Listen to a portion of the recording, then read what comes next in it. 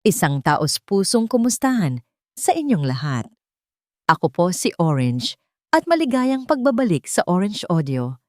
May mga kwentong isinulat ang tadhana, hindi para subukin tayo, kundi para ipaalala ang tunay na lakas ng isang puso.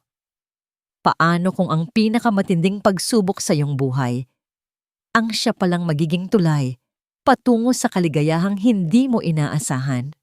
Ating pakinggan ang isang kwentong magpapatunay na ang tunay na yaman ay hindi nasusukat sa salapi, kundi sa tibay ng pamilya at busilak na pag-ibig.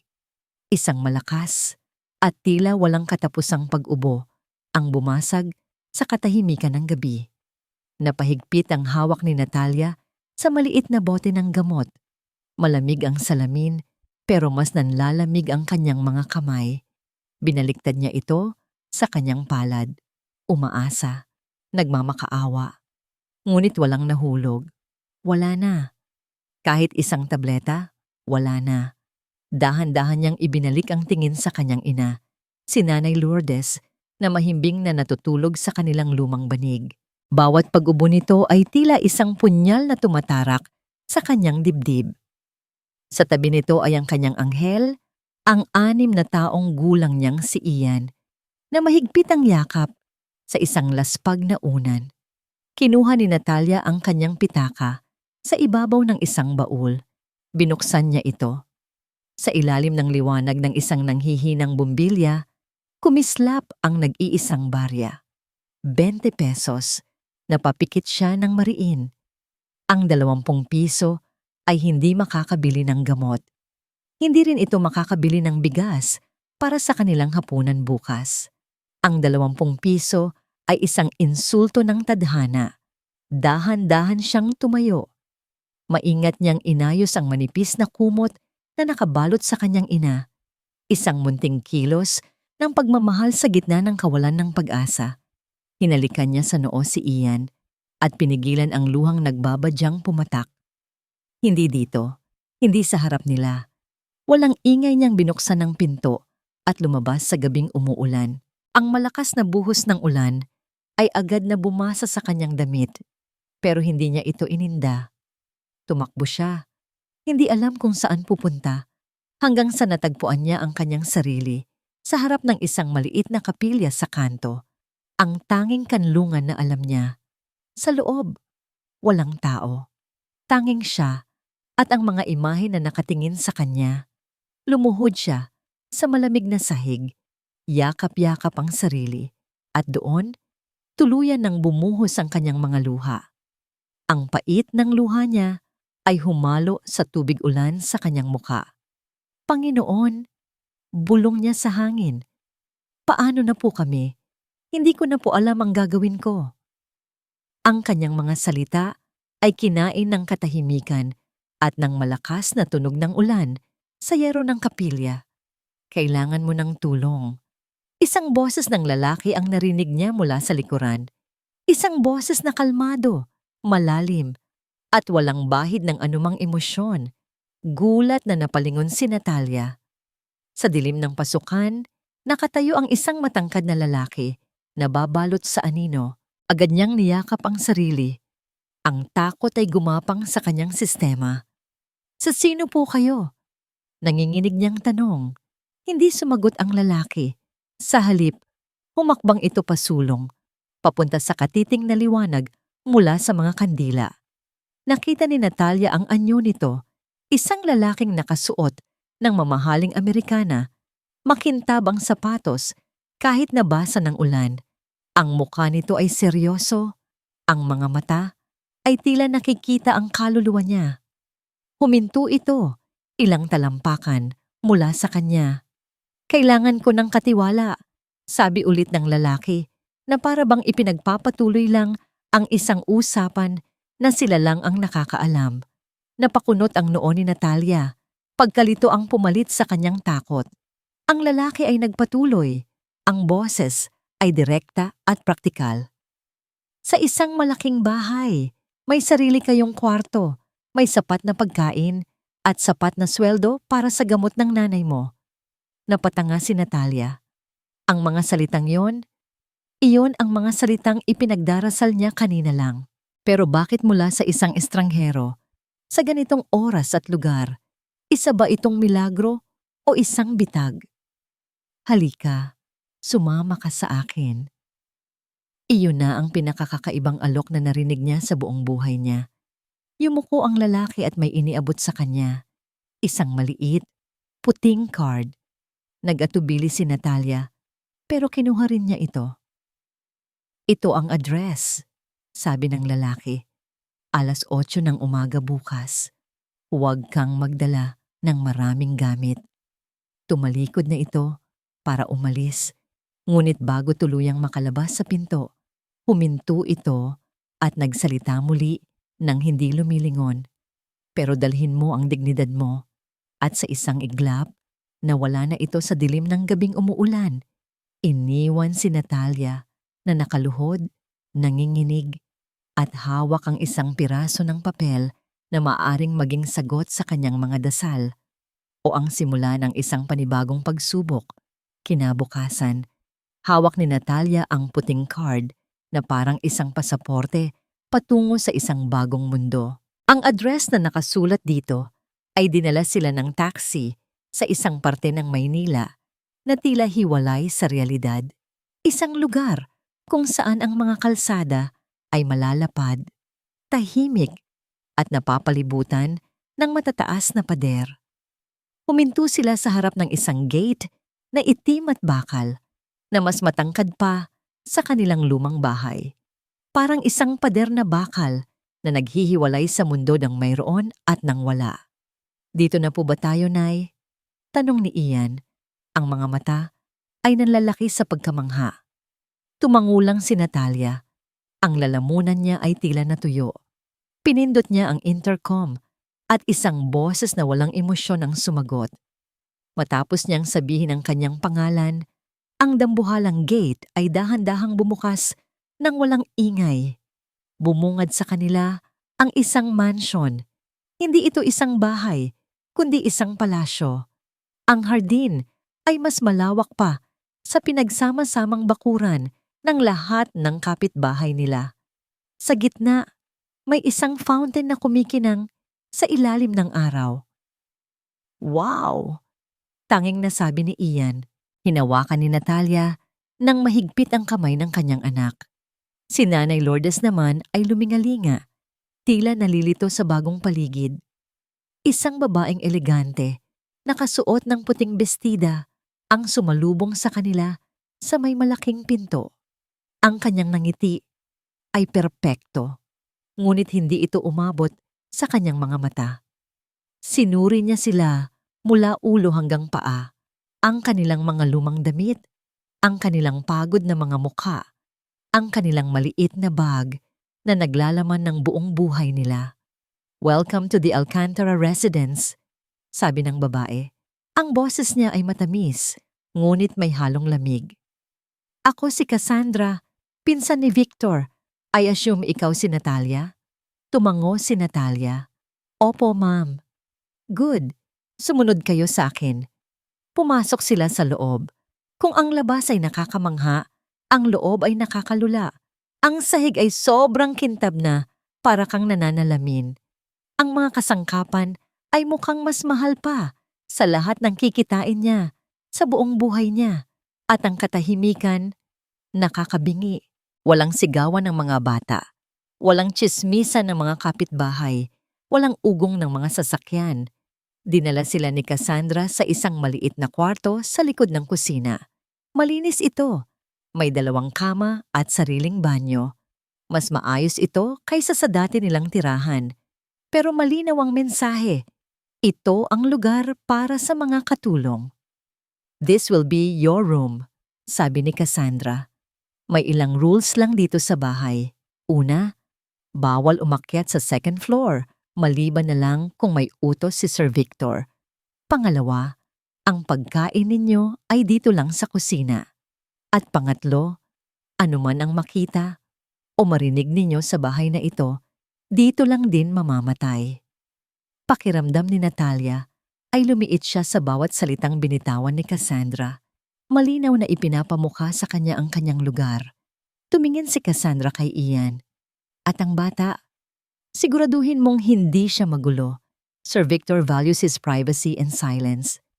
Nang makaalis na si Cassandra, napaupo si Natalia sa gilid ng kama. Ito na ba yon? Ang kapalit ng gamot at pagkain? Ang pagkawala ng kanyang kalayaan at dignidad? Si Ian naman, na walang kamalay-malay sa tensyon, ay tumakbo papunta sa maliit na bintana na may tanawin ng hardin. Nay, tingnan mo, ang daming bulaklak. Sigaw niya, ang muka ay puno ng tuwa. Tumingin siya pabalik kay Natalia, ang mga mata ay nagniningning. Nay, langit po ba ito?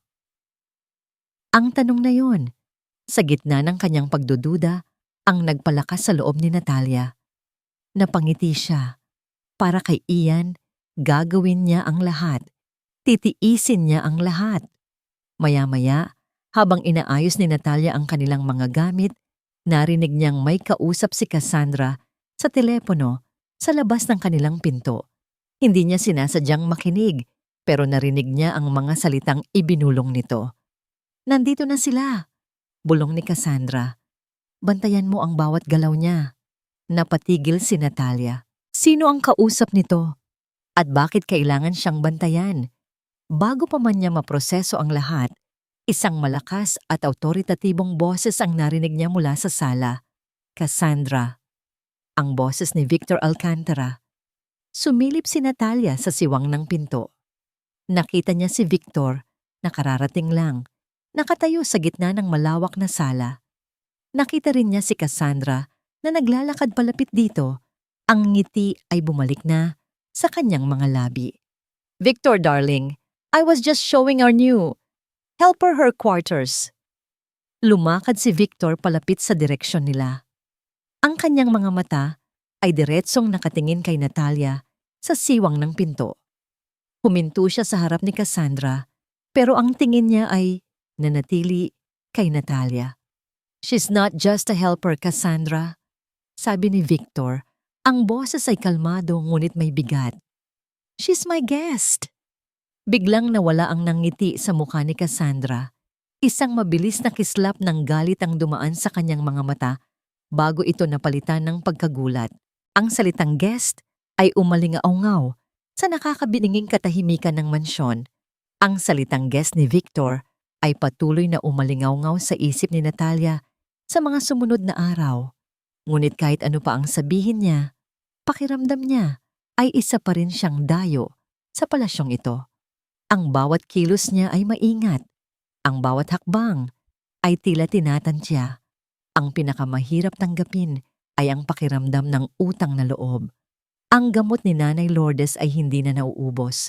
Ang pagkain sa kanilang mesa ay laging sagana. Si Ian ay may bago ng mga laruan. Paano niya masusuklian ang lahat ng ito? Isang hapon, nakita niya ang pagkain na inihain para kay Victor ng personal chef nito. Isang piraso ng isda na may kasamang mga gulay na halos hindi mo makikita. Mukhang mamahalin, ngunit walang buhay. Walang amoy na nagaanyaya. At napansin niyang madalas, hindi ito nauubos ni Victor. Doon pumasok sa isip niya ang isang ideya. Isang simpleng paraan para magpasalamat. Kinabukasan, maaga siyang nagtungo sa kusina. Ang kusina ng mansion ay kumpleto sa gamit. Lahat ay makintab at gawa sa stainless steel. Pero para kay Natalia, ito ay malamig at walang kaluluwa. Walang amoy ng bawang at sibuyas na ginigisa. Walang init ng pagmamahal. Humingi siya ng permiso sa chef na kung maari ay makigamit siya ng kusina para magluto ng hapunan para sa kanyang pamilya. Pumayag naman ito. Tila natutuwa na may ibang gagawa ng trabaho niya. Inilabas ni Natalia ang mga sangkap na ipinabili niya. Bawang, sibuyas, toyo, suka, paminta at isang buong manok. Sa unang pagkakataon sa loob ng maraming araw, naramdaman ni Natalia na siya ay nasa kanyang teritoryo. Ang tunog ng kutsilyo habang hinihiwa niya ang mga sangkap, ang paggisa ng bawang at sibuyas sa mainit na mantika. Ito ang musikang alam niya. Ito ang paraan niya ng pagpapakita ng pagmamahal. Hindi nagtagal, isang pamilyar at napakabangong amoy ang nagsimulang kumalat mula sa kusina. Ang amoy ng adobong manok. Kumalat ito sa pasilyo, umakyat sa hagdanan, at pumasok sa bawat sulok ng tahimik na mansyon. Tila isang mainit na yakap na humahawi sa malamig na hangin sa loob ng bahay. Nang ihain na niya ang pagkain sa maliit na mesa sa kusina, para sa kanila ni na Ian at Nanay Lourdes, biglang bumukas ang pinto. Si Victor. Nakatayo lang ito roon, tila nagulat sa amoy na sumalubong sa kanya. Tiningnan niya ang mesa ni na Natalia, ang isang malaking mangkok ng adobo, ang kaning mainit pa, at ang dalawang simpleng plato. Walang nagsalita. Si Ian ay napatingin lang din sa kanya habang ngumunguya. "Sir, pasensya na po kung nakaabala ang amoy." Nahihiyang sabi ni Natalia. Hindi umimik si Victor. Sa halip, lumakad ito palapit. Kumuha ng isang plato sa lalagyan at walang sabi-sabing sumandok ng kanin at ng adobo. Umupo ito sa bakanting upuan sa kanilang maliit na mesa. Natigilan si Natalia. Si Nanay Lourdes ay napatingin lang. Si Ian ay nagpatuloy sa pagkain. Tahimik na kumain si Victor. Walang ekspresyon ng kanyang mukha. Sinimot niya ang lahat ng laman ng kanyang plato. Pagkatapos, tumayo siya, kumuha ulit ng kanin, at sumandok ulit ng adobo. Nang matapos siya, inilagay niya ang plato sa lababo. Bago siya tuluyang umalis ng kusina, huminto siya at nagsalita nang hindi nakatingin kay Natalia. "Mas masarap pa sa luto ng chef ko." Isang simpleng papuri, isang awkward na pag-amin, ngunit para kay Natalia, iyon ang pinakamagandang salita na narinig niya sa buong linggo. Isang maliit na ngiti ang sumilay sa kanyang mga labi. Nang gabing iyon, habang naghuhugas ng pinggan, lumabas sandali si Natalia sa likod bahay para magpahangin. Narinig niya ang dalawang hardinero na nag-uusap sa di kalayuan. "Nagbago na talaga si Sir Victor mula nang dumating sila," sabi ng isa. "Hindi na laging nakakunot ang noo." "Sana nga magtuloy-tuloy na," sagot ng pangalawa. "Mahirap na yung nangyari dati. Simula noong ang aksidente noon, hindi na natin siya nakitang ngumiti." Napatigil si Natalia. Aksidente? Bago pa man siya makapag-isip, isang malamig na boses ang bumasag sa kanyang pagmumuni-muni. "Oh, how domestic." Napalingon siya. Si Cassandra, nakatayo sa may pinto, nakahalukip-kip at may mapanuyang nangiti sa mga labi. Nakita nito ang masayang eksena sa kusina kanina. "Mag-iingat ka, Victor." Bulong nito sa sarili, ngunit sapat na para marinig ni Natalia. Baka hindi lang kusina ang mapasok niya. Ang papuri ni Victor, kahit gaano pa kasimple, ay nag-iwan ng init sa puso ni Natalia. Sa unang pagkakataon, naramdaman niyang hindi lang siya isang anino sa loob ng mansyon. Naramdaman niyang ang pagkatao niya ay may halaga. Dahil dito, unti-unti siyang nagkaroon ng kumpiyansa. Hinayaan na niyang maglaro si Ian sa malawak na sala, basta't maingat ito. Isang hapon, habang abala si Natalia sa pag-aayos ng mga bulaklak sa isang florera, masayang naglalaro si Ian sa sahig gamit ang bago nitong laruang kotse. Ang tunog ng maliliit na gulong sa makintab na sahig at ang mahinang tawa ni Ian ay nagbigay ng kakaibang buhay sa tahimik na sala. Ngunit sa isang iglap, ang masayang tunog na yon ay napalitan ng isang malakas na kalabog at ang tunog ng nababasag na salamin. Natigilan si Natalia. Nanlaki ang kanyang mga mata. Mabilis niyang nilingon ang pinanggalingan ng tunog. Sa tabi ng isang maliit na mesa, nakatayo si Ian. Takot na takot. Sa sahig, basag ang isang silver na picture frame. "Nay," nanginginig na sabi ni Ian, malapit nang umiyak.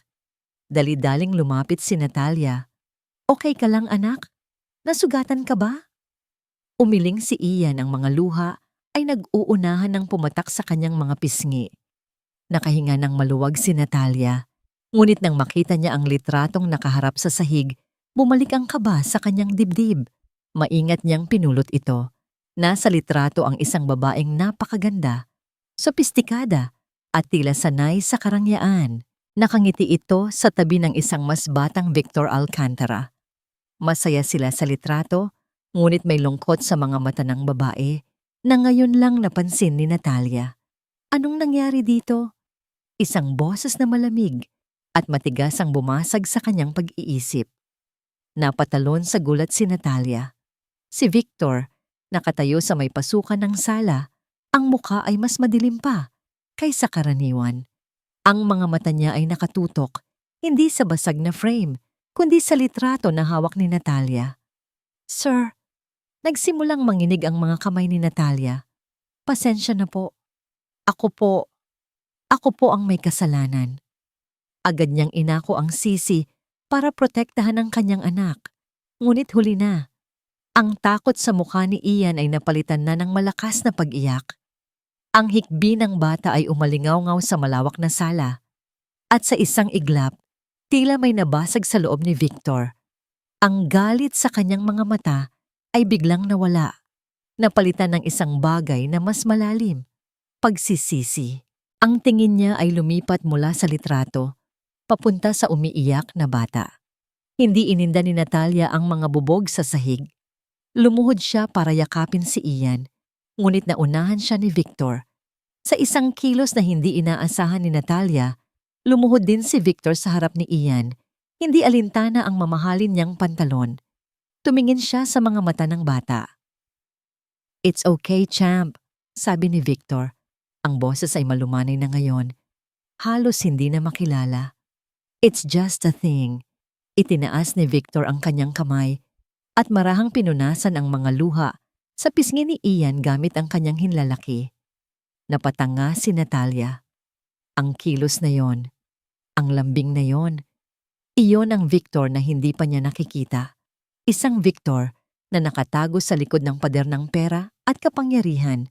Tumayo si Victor at kinuha ang basag na frame mula sa kamay ni Natalia. Tinitigan niya ito ng matagal. "Sino po siya?" Lakas loob na tanong ni Natalia. Ang boses ay halos pabulong. Hindi agad sumagot si Victor. Ang tingin niya ay malayo. Tila bumabalik sa isang masakit na nakaraan. "She was my fiancé." Sa wakas ay sabi niya, ang boses ay walang laman. "Iniwan niya ako noong panahong mahirap." Pagkatapos noon, tumalikod na siya at umalis. Dala-dala ang basag na larawan. Iniwan si Natalia na may mas maraming tanong kaysa sagot. Ang panahong mahirap. Anong ibig sabihin noon para sa isang taong tulad ni Victor Alcantara na tila mayroon na ng lahat? Ngayon, naiintindihan na ni Natalia. Ang kalungkutan na nakikita niya sa mga mata ni Victor. Ang pader na itinatayo niya sa paligid ng kanyang sarili. Ang pag-aalinlangan niya sa lahat ng tao. Hindi lang siya isang milyonaryong malungkot. Isa siyang taong nasugatan. Isang taong pinagtaksilan. Nang gabing iyon, hindi makatulog si Natalia.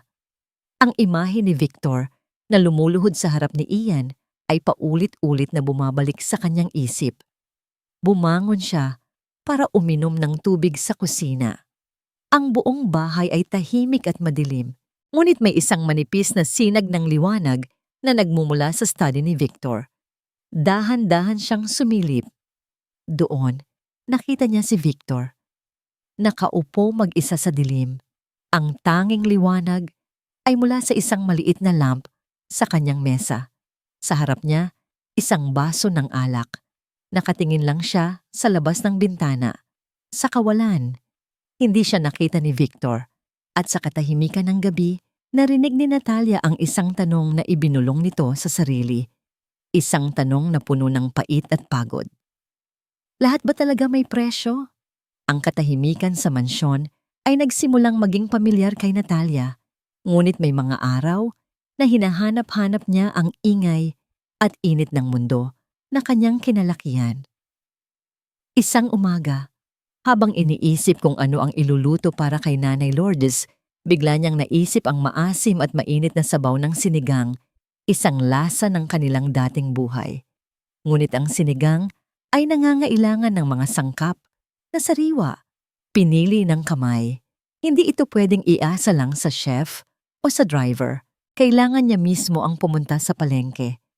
Sa pag-aalinlangan, nilapitan niya si Victor na nagbabasa ng dyaryo sa sala. "Sir, kung okay lang po sana." Panimula niya. "Gusto ko po sanang magluto ng sinigang para kay nanay. Pwede po ba akong lumabas saglit para mamalengke?" Ibinaba ni Victor ang dyaryo. "The driver can buy the ingredients for you, Natalia." "Iba po kasi, sir." Pilit niya. "Kailangan ko pong makita yung mga gulay, yung isda. Ako po ang sanay pumili." Nakita ni Victor ang determinasyon sa mga mata ni Natalia. Isang bahagi niya ang nagsasabing delikado, ngunit isang bahagi rin ang napukaw ng kuryosidad. Gusto niyang makita ang babaeng ito sa kanyang sariling mundo. "Sige," sabi ni Victor, "sabay tayo. Pero sasamahan kita. I cannot let you go alone. It's not safe." Natigilan si Natalia. Si Victor Alcantara, ang milyonaryo, sasama sa kanya sa isang maingay at basang palengke? At ganoon nga ang nangyari. Pagdating nila sa palengke, ang mamahaling itim na kotse ni Victor ay agad na naging sentro ng atensyon. Si Victor, sa kanyang plansadong polo at leather shoes, ay tila isang dayuhan na napadpad sa ibang planeta. Bawat hakbang niya ay maingat. Pilit na iniiwasan ang mga basang sahig at mga nagtutulakang tao. Ngunit si Natalia, dito, ay parang isang reyna. Ang bawat vendor ay kilala siya. "Nene, sa wakas nagpakita ka." Bati ng isang tindera ng gulay. "Natalia, ang anak mo, kamusta na?" Tanong ng isang magkakarne. Ngumiti si Natalia. "Okay naman po, Manong. Pabili po ng taba ng baboy, yung malambot." Pinanood siya ni Victor. Nakita niya kung paano niya kinilatis ang bawat kamatis, kung paano niya tinawaran ang presyo ng sitaw ng may ngiti, kung paano siya nakipagbiruan sa mga tindera. Ito ang Natalia na hindi pa niya nakikita. Magana, masayahin, at puno ng buhay. "Sir, bagay po kayo ni Mrs." Biro ng isang matabang ali na nagbebenta ng isda. Namula ang pisngi ni Natalia. Si Victor naman ay biglang napatikhim at umiwas ng tingin. Isang senyales ng pagkailang na ikinatuwa ni Natalia. Habang abala si Natalia sa pamimili, hindi niya namalayan na sa kabilang eskinita may isang pares ng matang matalas na nakamasid sa kanila. Si Cassandra, nakasuot ng malaking salamin at sombrero, ay nagmamasid mula sa malayo. Ang kanyang mukha ay puno ng galit habang pinapanood ang tila masayang pamamasyal ng dalawa. May nilapitan siyang isang lalaking mukhang gusgusin at may iniabot na isang maliit at makapal na sobre. Mabilis na nawala ang lalaki sa gitna ng maraming tao. Nang mapuno na ang dalawang bayong ni Natalia, nagulat siya nang kunin ito ni Victor mula sa kanyang mga kamay. "Sir, ako na po. Mabigat po yan at madudumihan po kayo," sabi niya. "I can handle it," sagot lang ni Victor at nagsimula na itong maglakad, bitbit ang dalawang bayong na puno ng gulay at karne, habang ang mga tao sa paligid ay napapatingin sa kanila. Malapit na sila sa kotse, parehong may maliliit na ngiti sa labi, nang biglang may isang batang lalaki na humahangos na tumakbo palapit sa kanila. "Ma'am! Ma'am!" sigaw nito. "Nahulog po ninyo." Inilahad ng bata ang kamay nito. Sa palad nito, nakapatong ang isang makapal at itim na leather wallet. Ang wallet ni Victor. Natigilan si Natalia. "Hindi sa akin yan, hiho." Pero ang mga tao sa paligid ay hindi yun ang narinig. Ang nakita lang nila ay isang babaeng mukhang mahirap, kasama ang isang mayamang lalaki at isang wallet na biglang lumitaw. Ang masayang bulungan kanina ay napalitan ng mapanuring mga tingin at mahihinang sitsitan. Hala, grabe, sa harap pa talaga. Mandurukot yata. Naramdaman ni Natalia ang pagbabago sa hangin. Ang mga ngiti ay naging mga mapanghusgang tingin. Mula sa pagiging reyna ng palengke, bigla siyang naging isang sospek. Ang kanyang mukha ay namutla. Ang saya ay napalitan ng hiya at pagkalito. At sa di kalayuan, sa likod ng isang pwesto ng prutas, isang nangiting tagumpay ang sumilay sa mga labi ni Cassandra. Ang biyahe pauwi mula sa palengke ay nabalot ng isang mabigat at nakakabinging katahimikan. Ang masayang biruan kanina ay tila isang malayong alaala na lamang. Si Natalia ay nakatingin lang sa labas ng bintana, ngunit wala siyang makita. Ang tanging nakikita niya ay ang mga mapanghusgang tingin at ang masasakit na bulungan ng mga tao. Ang hiya ay parang isang kumot na bumalot sa kanya, mainit at nakakasakal. Hindi nagsalita si Victor. Hindi niya alam ang sasabihin. Alam niyang hindi kasalanan ni Natalia. Ngunit alam din niyang walang salita ang makakapag-alis ng sakit na dulot ng panghuhusga. Pagdating sa mansyon, agad na nagkulong si Natalia sa kanilang silid. Hindi siya lumabas para maghapunan. Ang adobong dapat sana ay simbolo ng pasasalamat ay naging isang paalala ng kanyang kahihiyan. Kinagabihan, habang mahimbing na ang tulog ni Nanay Lourdes, narinig ni Natalia ang isang mahinang pag-ubo mula kay Ian. Hinawakan niya ang noo nito, mainit. Agad siyang kumuha ng basang bimpo at ipinatong ito sa noo ng bata. Ngunit sa paglipas ng mga oras, lalo lang itong uminit. Ang paghinga ni Ian ay naging mas mabilis. Nagsimula na itong managinip ng hindi maganda. Panik. Iyon ang naramdaman ni Natalia. Isang uri ng takot na tanging isang ina lang ang nakakaalam.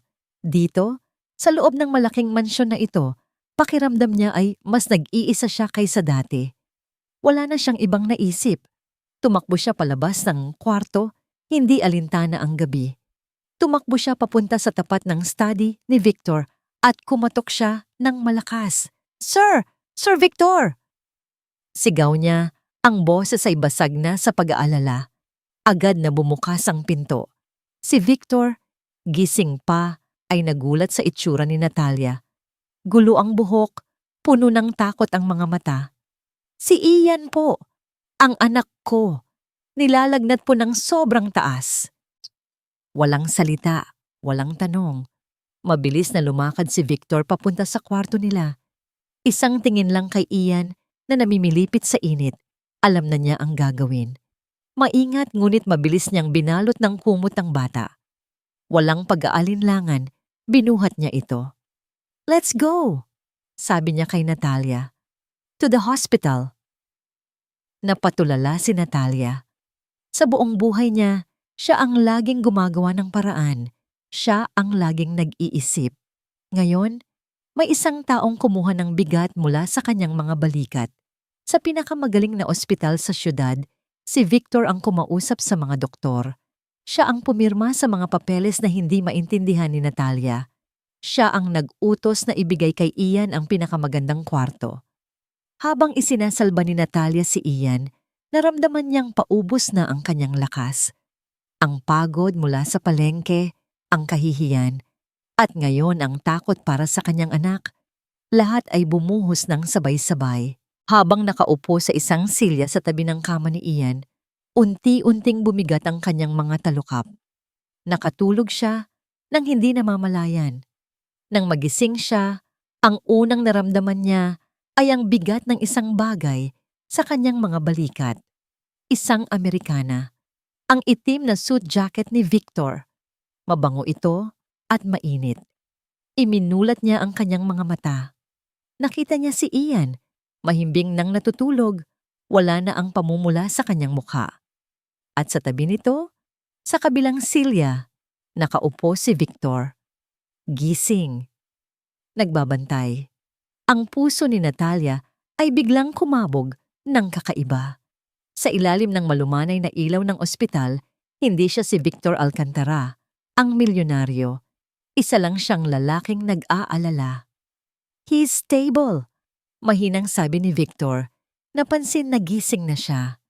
The doctor said it might be a sudden allergic reaction, mula siguro sa isang bagay na bago sa paligid niya.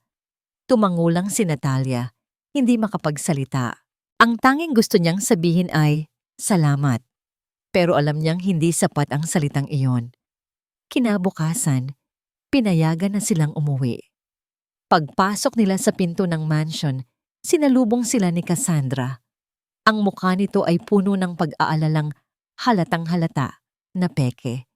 Sa kanyang mga kamay, may hawak itong isang bagong-bagong teddy bear. Oh my gosh! I heard what happened, sabi nito sa matamis na boses. Kamusta na ang pamangkin ko? Lumapit ito at iniabot ang laruan. I bought this for Ian, para gumaling siya agad. Kinuha ni Natalia ang teddy bear. Malambot ito at mukhang mamahalin. Ngunit habang hawak niya ito, isang kakaibang kilabot ang gumapang sa kanyang mga braso. May kung anong mali sa laruang ito. Isang pakiramdam na hindi niya maipaliwanag. Ilang araw ang lumipas at unti-unting bumabalik ang sigla sa mansyon. Si Ian ay ganap ng magaling at ang kanyang masayang tawa ay muling narinig sa mga pasilyo. Ang teddy bear na bigay ni Cassandra ay itinago ni Natalia sa ilalim ng kama. Hindi niya maatim na hayaang paglaruan ito ng kanyang anak. Ang kalusugan ni Nanay Lourdes sa kabilang banda ay tila bumuti dahil sa sariwang hangin at masustansyang pagkain. May mga araw na ang kanyang mga mata ay nagkakaroon ng liwanag at naaalala niya ang pangalan ni Ian o ang paborito niyang kanta. Ang mga sandaling ito ng kalinawan, kahit panandalian, ay isang biyaya para kay Natalia. Isang hapon, habang nag-aayos ng hardin si Natalia, masayang naglalaro sina Ian at Nanay Lourdes sa sala. Binabantayan sila ni Victor mula sa kanyang study. Isa sa mga laruang kotse ni Ian ang biglang nasira. Natanggal ang isang gulong. Umiyak ang bata, hindi dahil sa laruan, kundi dahil sa frustration. Bago pa man makalapit si Natalia, lumabas na ng study si Victor. Kinuha niya ang maliit na kotse. Let me see, sabi niya kay Ian. Umupo siya sa sahig. Inilabas ang isang maliit na screwdriver mula sa isang drawer at itinupi ang manggas ng kanyang polo shirt para simulan ang pagkukumpuni. Si Ian ay agad na tumahan at umupo sa tabi niya. Pinapanood ng may pagkamangha ang bawat kilos ni Victor. Si Nanay Lourdes, na kanina patahimik na nakaupo, ay dahan-dahang tumayo. Lumapit siya sa kanila. Ang mga mata ay nakatutok, hindi sa laruan, kundi sa braso ni Victor na nakalabas. Habang hinihigpitan ni Victor ang isang maliit na tornilyo, biglang hinawakan ni Nanay Lourdes ang kanyang pulso. Ang hawak nito ay mahina, ngunit puno ng isang kakaibang bigat. Nagulat si Victor. Nanay Lourdes? Hindi sumagot ang matanda. Sa halip ang mga mata nito ay nakatitig sa isang bagay. Hinaplos ng nanginginig nitong daliri ang isang mahaba at maputing peklat sa may pulsuhan ni Victor. Isang peklat na halos hindi na makita. Ang pilat. Bulong ni Nanay Lourdes, ang boses ay tila galing sa malayo. Pamilyar. Natigilan ang lahat. Maging si Ian ay napatingin sa kanyang lola. Tumingin si Natalia, puno ng pag-aalala. Ang mga mata ni Nanay Lourdes ay nawala sa kasalukuyan. Tumingin siya sa kawalan na para bang may pinapanood na isang lumang pelikula sa kanyang isipan. Gabi noon. Malakas ang ulan. Nagsimula siyang magkwento. Ang mga salita ay pira-piraso. May kotseng umuusok. May sumisigaw. Humihingi ng tulong. Umupo si Victor sa sahig sa harap ni Nanay Lourdes. Hindi siya kumibo. Nakikinig siya ng may buong atensyon at respeto. Hinihintay ang bawat salitang lalabas sa bibig ng matanda. May lalaki sa loob. Bata pa. Duguan. Patuloy ni Nanay Lourdes. Hinila namin siya. Kasama ko ang asawa ko noon. Hinila namin siya papalayo bago sumabog. Apoy. Malaking apoy. Tumingin si Nanay Lourdes sa mga mata ni Victor. Ang kanyang mga mata ay puno ng luha. Ang lalaki, may pilat siya sa braso, katulad ng sayo. Isang nakakabinging katahimikan ang bumalot sa sala. Si Natalia ay nalilito. Ang kwento ng kanyang ina. Alam niyang ito ang gabi kung kailan namatay ang kanyang ama sa isang aksidenteng sinubukan nilang tulungan. Pero ano ang kinalaman nito kay Victor? Ngunit si Victor, hindi siya nalilito. Siya ay tulala. Ang kanyang mukha ay namutla. Ang kwento, ang gabi ng ulan, ang pagsabog. Iyon ang kwentong paulit-ulit na sinasabi ng kanyang ama. Ang gabi kung saan siya dapat namatay na, kung hindi dahil sa isang mag-asawang hindi niya nakilala na nagligtas sa kanya. Ang panahong mahirap na sinabi niya kay Natalia. Iyon ang simula ng lahat. Ang aksidente na yon ang nagpabago sa kanyang buhay. Dahan-dahan, ibinaling ni Victor ang kanyang tingin mula kay Nanay Lourdes papunta kay Natalia. Ang kanyang mga mata ay puno ng isang emosyon na hindi pa nakikita ni Natalia dati. Isang halo ng gulat, pag-asa, at hindi makapaniwalang pagtataka. Natalia, sabi niya, ang boses ay nanginginig. Ang tatay mo. Anong pangalan niya? At saan? Saan nangyari ang aksidenteng iyon? Sinabi ni Natalia ang pangalan ng kanyang ama at ang lugar ng probinsya kung saan nangyari ang trahedya. Bawat salita niya ay tila isang pako na bumaon sa puso ni Victor. Tinitibay ang isang katotohanang halos hindi kayang tanggapin ng kanyang isipan. "Excuse me," tanging nasabi ni Victor. Mabilis siyang tumayo at naglakad papasok sa kanyang study. Isinara ang pinto ng may bahagyang kalabog. Naiwan sina Natalia, Ian at Nanay Lourdes sa sala, balot ng pagkalito at katahimikan. Sa loob ng kanyang opisina, agad na tinawagan ni Victor ang kanyang pinagkakatiwalaang abogado at private investigator. "I need you to pull up an old file." Utos niya, ang boses ay apurado. "My father's car accident, 25 years ago. I need the names of the first responders and the casualties, everything. Now." Habang hinihintay niya ang tawag, hindi mapakali si Victor. Naglakad siya pabalik-balik. Ang lahat ng bagay ay biglang nagkaroon ng bagong kahulugan. Ang pagkikita nila ni Natalia sa kapilya. Ang hindi maipaliwanag na udyok na tulungan ito. Hindi pala yun pagkakataon lang. Ito ay tadhana. Isang utang na loob na 2 dekada nang naghihintay na mabayaran. Ilang oras ang lumipas, tumunog ang telepono. Kinumpirma ng imbestigador ang lahat. Ang pangalan ng ama ni Natalia, si Ricardo Reyes, ay nakalista bilang isa sa mga nasawi sa insidente habang sinusubukang magligtas. Ang lokasyon, ang petsa, lahat ay tugma. Napasandal si Victor sa kanyang upuan. Ang bigat ng katotohanan ay tila yumayanig sa kanyang buong pagkatao. Ang pamilya niya ay may utang na buhay sa pamilya ni Natalia. At sa loob ng maraming linggo, ang turing niya kay Natalia ay isang empleyado lamang, isang guest sa pinakamabuti. Samantala, sa labas ng study, may isang pares ng tainga na nakarinig sa bahagi ng usapan sa telepono. Si Cassandra, na nagkukunwaring nag-aayos ng isang florera, ay narinig ang pangalan ng ama ni Victor at ang salitang aksidente. Agad na pumasok ang takot sa kanyang puso. Naramdaman niyang may nagbabago. Ang relasyon ni Victor at Natalia ay hindi na lamang tungkol sa isang amo at isang katulong.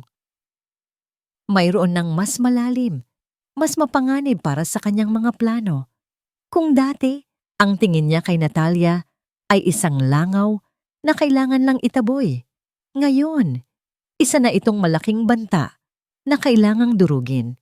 Kinagabihan, lihim na lumabas ng mansyon si Cassandra. Nagtungo siya sa isang madilim na babar at nakipagkita sa lalaking gusgusin na inutusan niya sa palengke. "The first plan was weak," sabi ni Cassandra. Ang boses ay malamig at puno ng galit. "Pagnanakaw? Masyadong simple. We need something that will destroy her.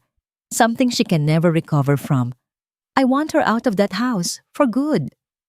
"Ano ang gusto mong gawin ko, ma'am?" tanong ng lalaki. Ngumisi si Cassandra. Inilabas niya ang isang maliit na alahas mula sa kanyang bag, isang mamahaling diamond necklace. Ito ay isang family heirloom, isang bagay na alam niyang may sentimental value sa kanilang pamilya. Gusto kong itanim mo ito sa mga gamit niya, utos ni Cassandra. Pero hindi pa ngayon. We wait for the perfect moment. Kapag ang tiwala ni Victor ay buong-buo na. Kapag ang pagbagsak niya ay magiging mas masakit. Habang nagbabalak ng masama si Cassandra, si Victor naman ay lumabas na sa kanyang study. Hinanap niya si Natalia. Natagpuan niya ito sa silid ni Nanay Lourdes, pinupunasan ng noo ng natutulog na ina. Hindi nagsalita si Victor. Pumasok lang siya sa kwarto, kumuha ng isang upuan, at tahimik na umupo sa tabi ni Natalia. Maya-maya, kinuha niya ang isang mansanas at isang maliit na kutsilyo mula sa fruit basket. Dahan-dahan at maingat niyang binalatan ito, isang kilos na puno ng paggalang at pasasalamat na hindi kayang sabihin ng mga salita. Nang matapos, iniabot niya ang binalatang mansanas kay Natalia. Nagtagpo ang kanilang mga mata. Sa sandaling iyon, alam ni Natalia na naniwala si Victor. At alam din niyang simula sa gabing iyon, wala nang magiging katulad ng dati. Kinabukasan, habang nililinis ni Natalia ang kwarto ni Victor, isang gawain na ipinilit niyang gawin bilang bahagi pa rin ng kanyang trabaho. May nahulog mula sa likod ng isang malaking aparador. Isang maliit na kahon na nababalot ng pilus. Dahil sa kuryosidad, pinulot niya ito. Marahan niyang binuksan. Sa loob, kumikinang ang isang napakagandang kwintas na diamante. Ang kislap nito ay nakakasilaw. Magnanakaw. Isang malakas na sigaw ang bumasag sa katahimikan. Napalingon si Natalia sa pinto. Nakatayo roon si Cassandra. Ang kanyang mukha ay isang perpektong maskara ng gulat at galit. Ang kanyang daliri ay nakaturo ng diretso sa kanya. Ang salitang magnanakaw ay umalingaw-ngaw sa buong silid, tumalbog sa mga pader, at bumaon na parang patalim sa puso ni Natalia. Nabitawan niya ang kahon na parang napaso. Ang magandang kwintas ay nahulog sa malambot na carpet. Ang kislap nito ay tila isang mapanuksong ahas. Hindi. Sinubukan niyang magpaliwanag, ngunit ang kanyang boses ay hindi lumabas. Ang kanyang lalamunan ay tila piniga. Anong hindi? Sumugod si Cassandra palapit. Ang boses ay tumataas sa bawat salita. Huling-huli ka na sa akto. Ninanakaw mo ang alahas ng pamilya namin. Ang sigaw ni Cassandra ay sadyang malakas. Dinisenyo para marinig ng buong kabahayan. At naging epektibo ito. Ang chef, ang driver, at dalawa pang kasambahay ay mabilis na nagsitakbuhan papunta sa kwarto. Ang kanilang mga mukha ay puno ng pag-usisa at gulat. Tumawag kayo ng security, utos ni Cassandra sa kanila. Huwag ninyong hahayaang makatakas ang babaeng yan. Napatayo si Natalia, umaatras palayo. Ang kanyang mundo ay biglang umikot. Ang mga mukha ng ibang kasambahay na dati ay palakaibigan sa kanya ay ngayoy puno ng pagdududa at pagkutya. Siya na ngayon ang kaaway, ang magnanakaw. Hindi totoo yan. Sa wakas ay nakahanap siya ng boses. Nahulog lang yan, napulot ko lang. Isang napakagandang kasinungalingan. Tumawa si Cassandra ng mapakla. Matagal na kitang pinaghihinalaan, Natalia. Ang pagiging mabait mo, ang pagluluto mo, lahat yon ay isang palabas. Isang paraan para makuha ang tiwala ni Victor, para malaya kang makapagnakaw. Dumating si Victor, na alarma sa sigawan. Nakita niya ang eksena. Si Cassandra na umaakusa, ang mga kasambahay na nakatingin, at si Natalia sa gitna ng lahat, namumutla at nanginginig. Anong nangyayari dito? Tanong ni Victor. Ang boses ay mahinahon, ngunit may bigat ng awtoridad. Victor! Oh, salamat at dumating ka, sabi ni Cassandra. Agad na binago ang kanyang tono para maging isang biktima. Lumapit siya kay Victor. Ang mga mata ay nagbabadyang lumuha. Itong si Natalia, nahuli ko siya. Ninanakaw niya ang kwintas ni Lola. Itinuro ni Cassandra ang alahas sa sahig. Sinungaling. Sigaw ni Natalia. Ang desperasyon ay gumuhit sa kanyang mukha. Sir Victor, maniwala po kayo sa akin. Nililinis ko lang po ang aparador, tapos nahulog po yan. Hindi ko po yan ninakaw. Tumingin si Victor mula kay Natalia papunta kay Cassandra at pagkatapos ay sa kwintas sa sahig. Ang kanyang mukha ay isang blangkong pader, hindi mabasa. Alam mo Natalia, hindi na ako magtataka, sabi ni Cassandra. Umiling-iling na parang labis na nadismaya. May narinig akong chismis mula sa dati ninyong lugar, na kaya ka raw umalis doon ay dahil may tinakbuhan kang utang. Ang bawat salita ni Cassandra ay isang kalkuladong lason. Isang kasinungalingan na binalot sa isang piraso ng katotohanan para maging mas kapani-paniwala. At hindi lang yan, dagdag pa ng isang kasambahay, si Elena, na yumuko sa takot. Paumanhin po, sir. Pero ilang beses ko na rin po siyang nakitang pumapasok dito sa kwarto ninyo kahit hindi naman oras ng paglilinis. Naramdaman ni Natalia ang isang matinding kirot. Si Elena, ang kasambahay na tinulungan niya noong minsan itong nagkasakit. Bumabagsak na ang mundo niya. Lahat ay laban sa kanya. Napatingin siya kay Victor, naghahanap ng kahit anong senyales ng paniniwala, ng kahit katiting na pag-asa. Ngunit ang mga mata ni Victor ay mailap, malamig. Sa gitna ng kaguluhan, isang maliit na boses ang narinig. Nanay? Si Ian, nagising sa sigawan, ay nakatayo sa may pinto. Kinukusot ang kanyang mga mata. Nakita niya ang kanyang ina na napapaligiran. Ang mga luha ay dumadaloy sa pisngi nito. Tumingin ang bata sa mga taong nakapaligid sa kanyang ina. Nakita niya ang galit, ang pagdududa. Walang salita. Tumakbo siya palapit kay Natalia at niyakap ng mahigpit ang kanyang binti. Tumingala siya at tiningnan ang lahat ng tao sa kwarto. Ang kanyang maliliit na mata ay puno ng takot, ngunit may bahid ng pagtatanggol na parabang sinasabing, huwag ninyong saktan ang nanay ko. Ang maliit na kilos na yon ng pagmamahal at tiwala ang tuluyang nagpaguho sa depensa ni Natalia. Napaluhod siya at niyakap ang kanyang anak. Ang kanyang mga hikbi ay hindi na napigilan. Lahat ng mga mata ay bumaling kay Victor. Siya ang hari sa palasyong ito. Ang kanyang salita ang batas. Hinihintay nila ang kanyang hatol. Lumapit si Cassandra. Ang kanyang boses ay isang mapang-akit na bulong. Paalisin mo na siya, Victor, sabi niya. Habang hindi pa huli ang lahat, bago pa niya maubos ang yaman mo. O gusto mong tatawag ako ng pulis? Ang banta ay binitawan sa hangin, mabigat at mapanganib. Tumingin si Victor kay Natalia na umiiyak sa sahig habang yakap-yakap ang kanilang anak. Ang kanyang mukha ay nanatiling hindi mabasa. Ang kanyang katahimikan ay isang mabigat na parusa. Ang katahimikan sa silid ay mas mabigat pa kaysa sa sigawan kanina. Bawat segundo ay tila isang oras. Ang tanging maririnig ay ang mahinang hikbi ni Natalia at ang mabilis na paghinga ng mga taong naghihintay.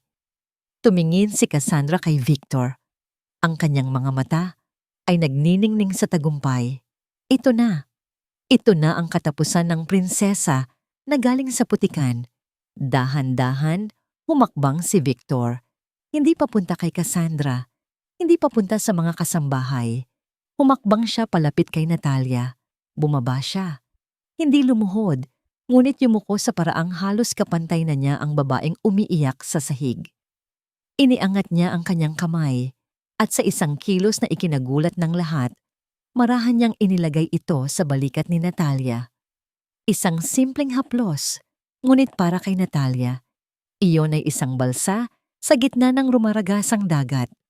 Tumingala si Natalia, ang mga mata ay puno ng luha at pagtataka. Tumingin si Victor, hindi kay Natalia, kundi diretso sa mga mata ni Cassandra. Ang blangkong pader sa kanyang mukha ay nawala na. Ang pumalit dito ay isang ekspresyon na hindi pa nakikita ni Cassandra dati, isang nakakakilabot na kalamigan, isang kalamigan na nangangako ng isang bagyo. "Then call them," sabi ni Victor. Ang boses ay mababa at kontrolado, ngunit ang bawat salita ay may bigat ng bakal. "Call the police." Natigilan si Cassandra. Victor, what are you talking about? Hindi mo ba nakikita? She's a thief." "No," sagot ni Victor. Habang dahan-dahang tumatayo, ang kamay ay nanatili sa balikat ni Natalia bilang isang simbolo ng proteksyon. "I see everything perfectly clear." Tumingin siya sa kwintas na nasa sahig. Una sa lahat, Cassandra, ang kwintas na yan ay hindi kay Lola. Napakunot ang noo ni Cassandra. "Anong ibig mong sabihin?" "Ang kwintas na yan," sabi ni Victor, "ay ako ang bumili. Last week. May resibo ako sa drawer ko kung gusto mong makita. I was planning to donate it to a charity auction." Isang kolektibong paghinga ng gulat ang narinig mula sa mga kasambahay. Ang pundasyon ng kasinungalingan ni Cassandra ay nagsimulang magpakita ng mga bitak. Pero, nauutal na, sabi ni Cassandra. "Nakita siya ni Elena. Nakita niya itong pumapasok sa kwarto mo." Dahan-dahang ibinaling ni Victor ang kanyang tingin sa kasambahay na si Elena, na ngayon ay namumutla na parang papel. Hindi sumigaw si Victor. Hindi siya nagbanta. Tumingin lang siya. Ngunit ang tingin na yon ay mas mabigat kaysa sa anumang sigaw. "Elena?" tanong ni Victor. Ang boses ay simple at direkta.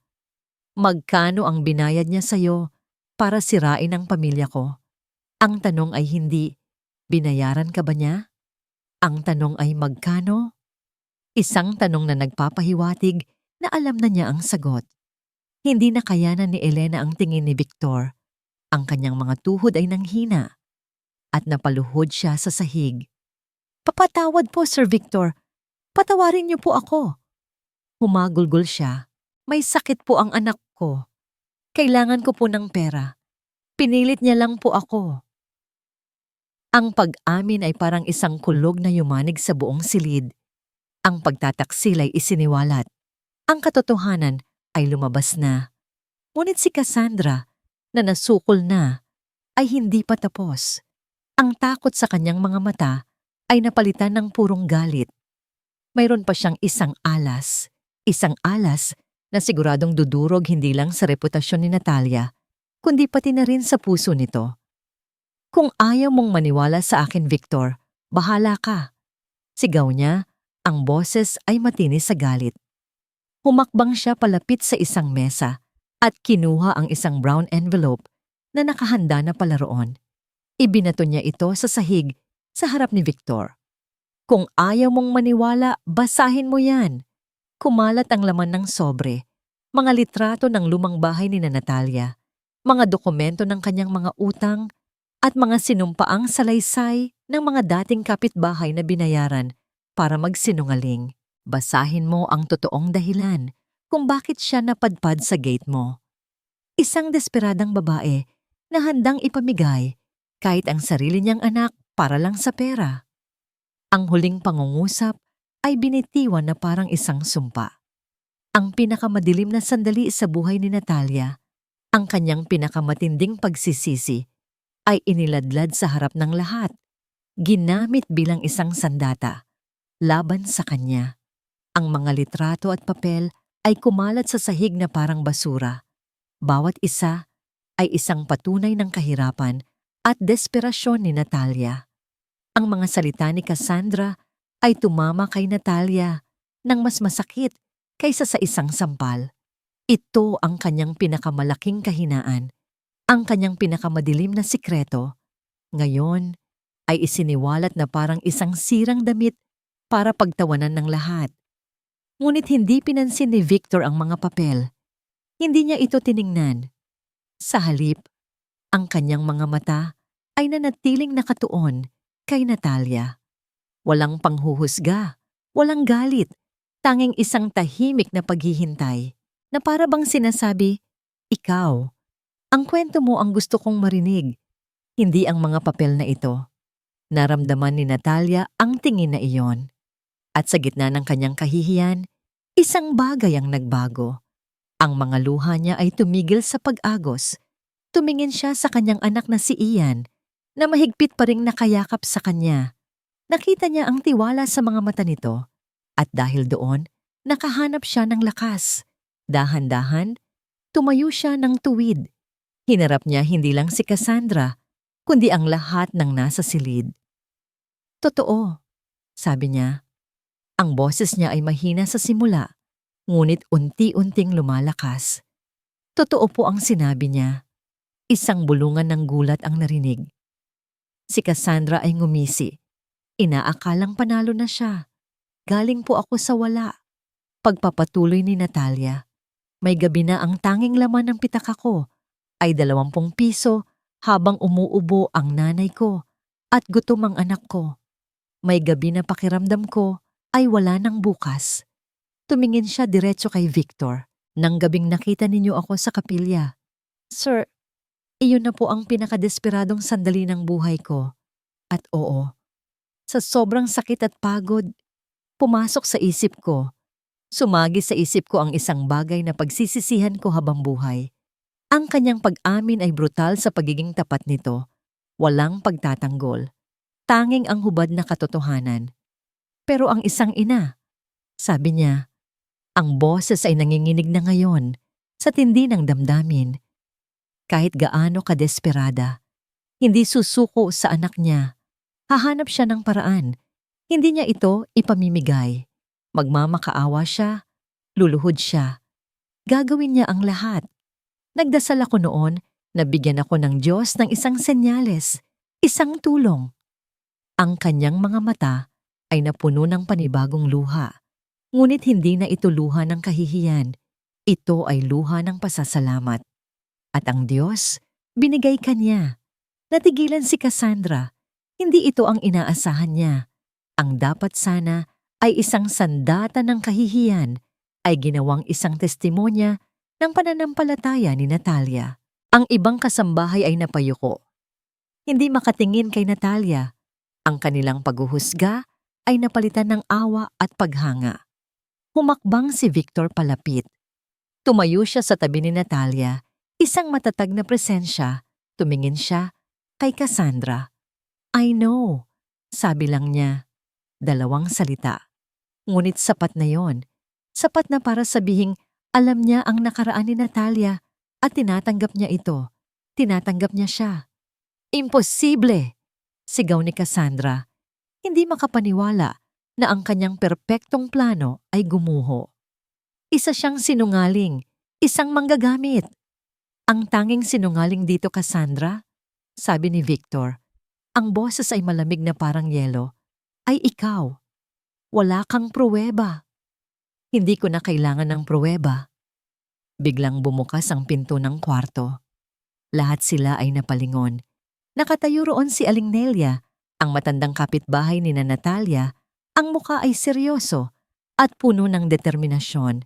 Hindi nila alam kung paano siya nakapasok o kung sino ang nagpapasok sa kanya.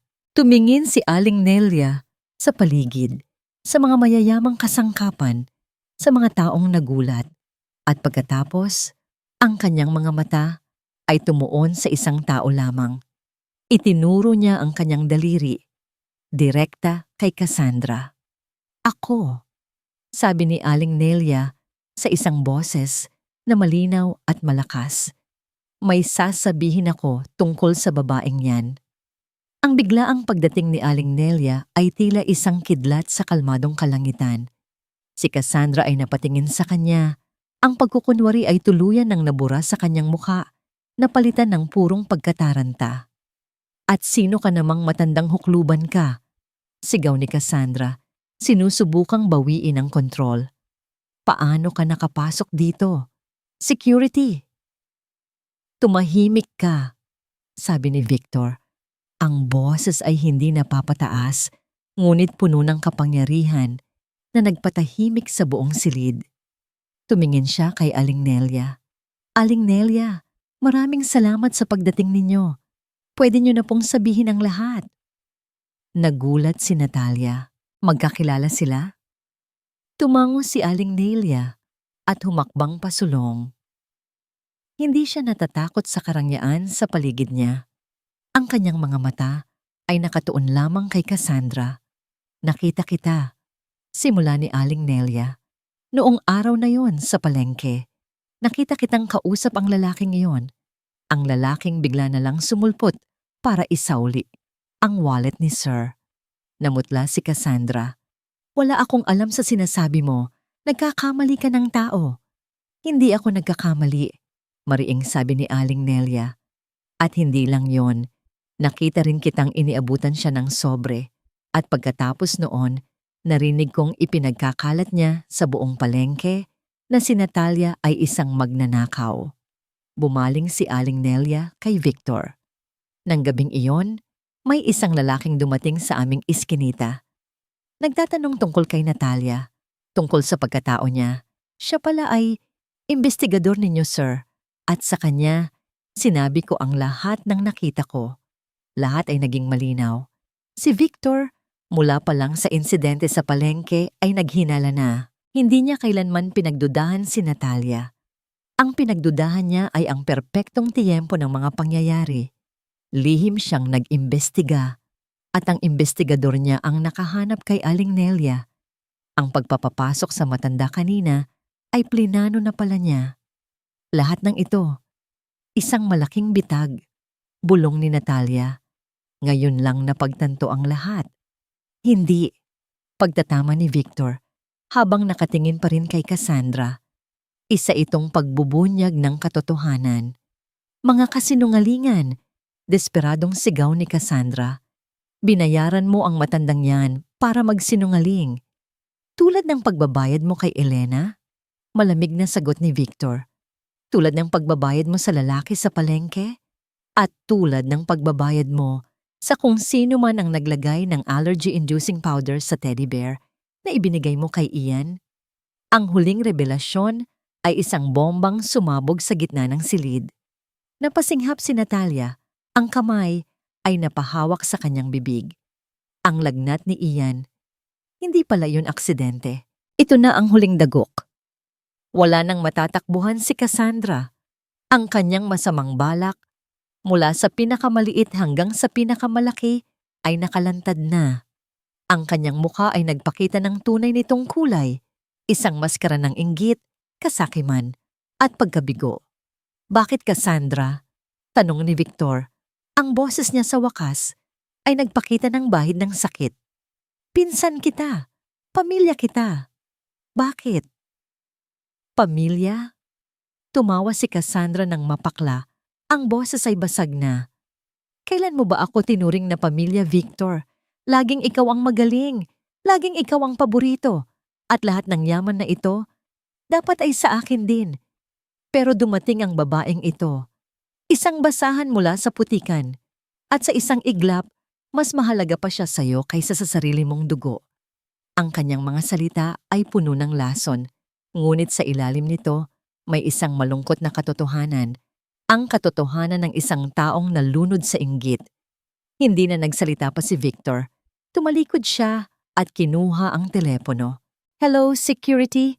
May isang trespasser dito na kailangan ninyong i-escort palabas ng gate. At pagkatapos, tumawag kayo ng pulis. Nang mga sandaling iyon, tapos na ang lahat.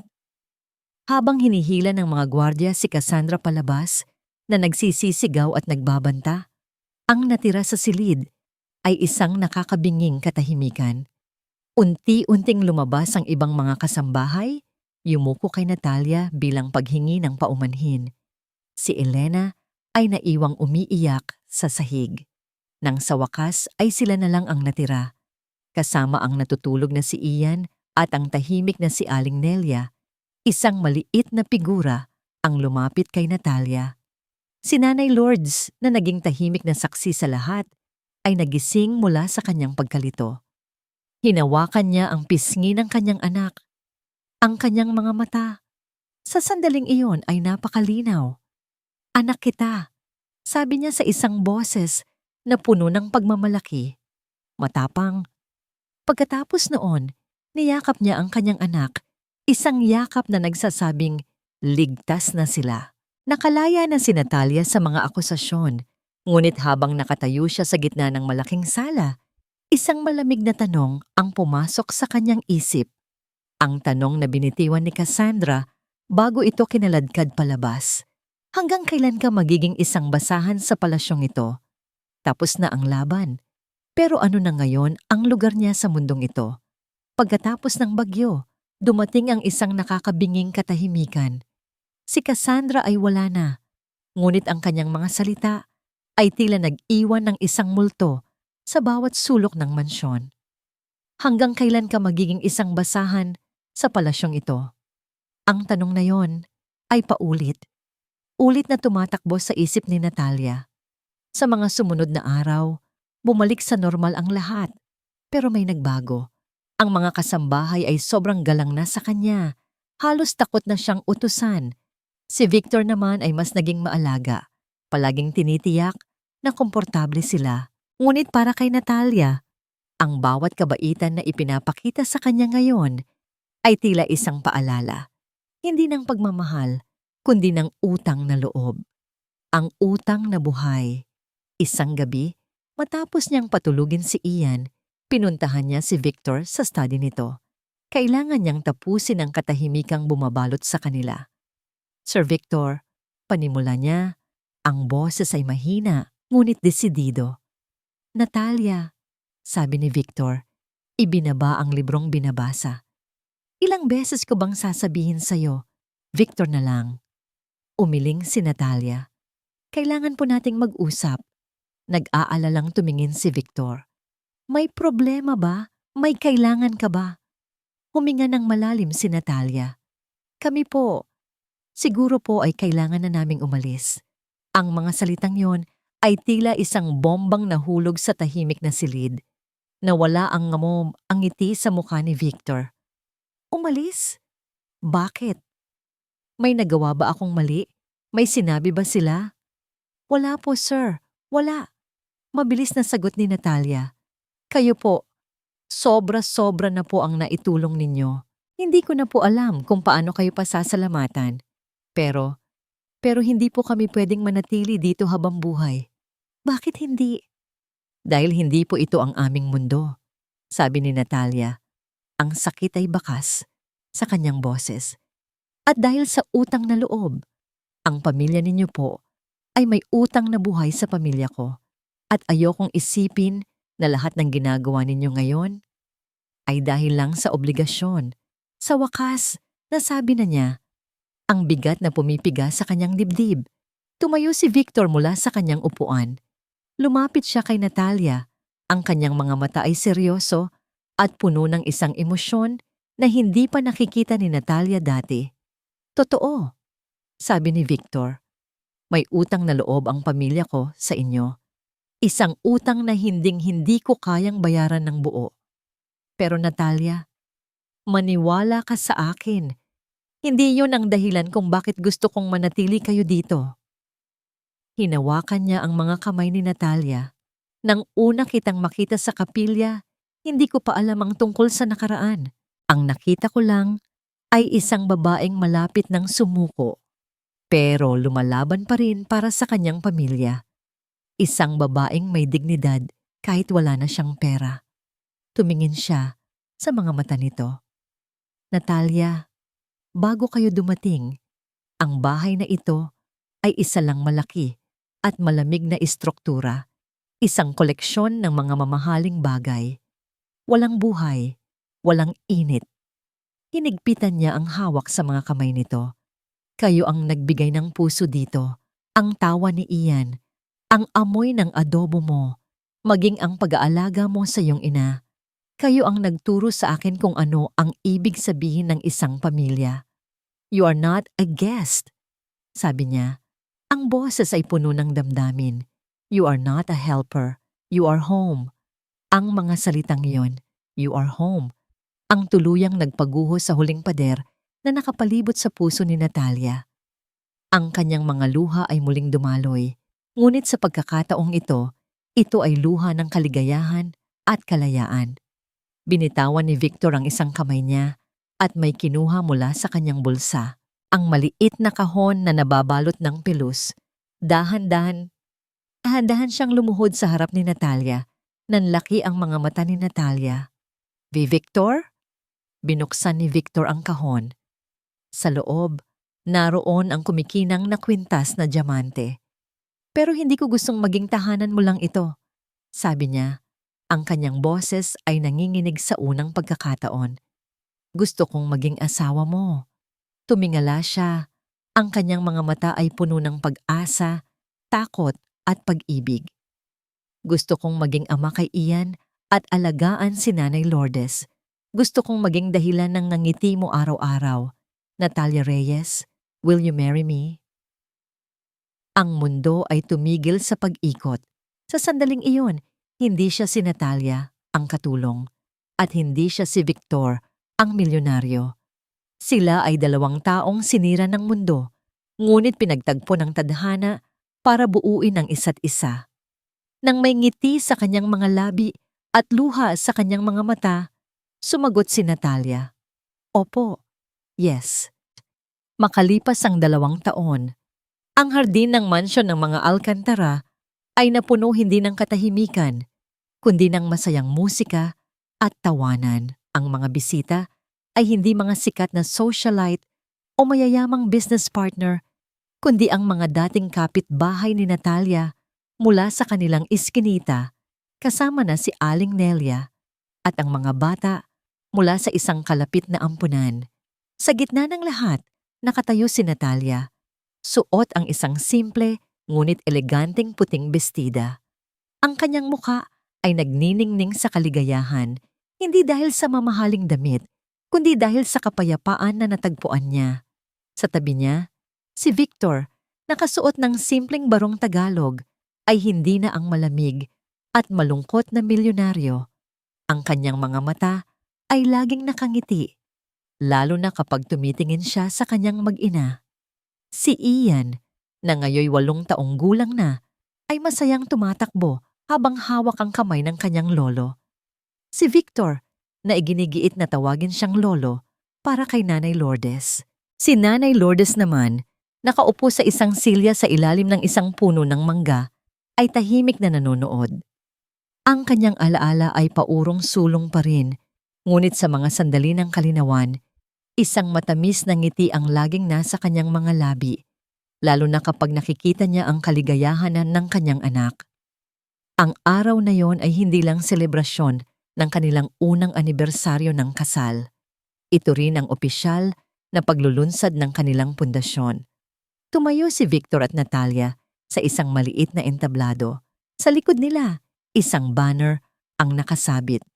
Puso ng Pag-ibig Foundation, isang tahanan para sa mga nagsisimulang muli. Hinawakan ni Victor ang mikropono. Magandang hapon po sa inyong lahat, simulan niya. Marami sa inyo ang nakakakilala sa akin bilang si Victor Alcantara, ang businessman, ang may-ari ng lahat ng ito.